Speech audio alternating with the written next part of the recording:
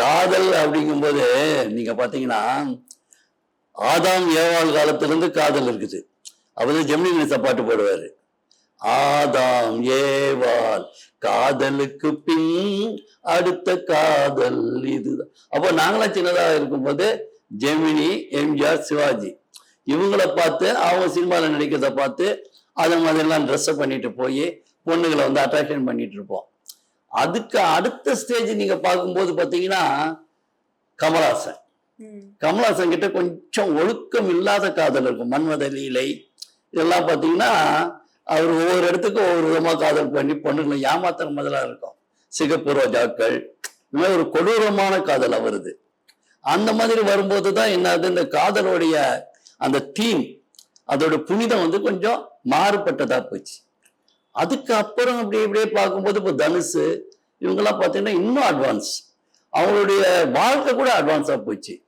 இப்போ நீங்கள் ஜெமினி கணேசன் அவங்கெல்லாம் பார்த்தீங்கன்னா வாழ்க்கையில் வந்து ஓரளவு பண்பாடாக இருந்தாங்க, ஒரு ரெஸ்பெக்டிவாக இருந்தது. இப்போ இவங்களுக்குள்ளேயே டைவர்ஸு அது இது இல்லைலாம் பார்த்தீங்கன்னா மக்களுக்கு வந்து ஒரு படிப்பினை சொல்ல வேண்டிய மீடியா என்ன ஆகுது, அவங்கள மோசமான வழியில் நடத்துகிற மாதிரி போயிட்டு இருக்குது இன்னைக்கு. அதனால தான் என்ன ஆகுது, அப்போதான் பார்த்தீங்கன்னா ஒரு சாதாரணமாக கல்யாணம் பண்ணி வச்சுட்டோம்னா ஒரு 5 வருஷம் கழிச்சு பார்த்தீங்கன்னா 3 குழந்தைங்க இருக்கும். இப்போ நீங்கள் பார்த்தீங்கன்னா குழந்தைய வரது மாட்டேங்குது, குழந்தைய பிறக்க மாட்டேங்குது. அதுக்குன்னு மல்டி ஸ்பெஷாலிட்டி ஹாஸ்பிட்டல் போய் 5 லட்சம் 10 லட்சம் செலவு பண்ணி இது பண்ணுறாங்க. அதே மாதிரி போயிட்டு டியூப் பேபி, அந்த பேபி மாற்று இது என்னென்னவோலாம் வந்துடுச்சு. குழந்தை பிறக்கிறதுக்கு பலவிதமான முறையற்ற செயல்கள் வருது. ஏன் அப்படின்னா மக்களுடைய ஒழுக்கம் கம்மியாக இந்த பிறப்பு வந்து அவங்களுக்கு பாதிக்குது.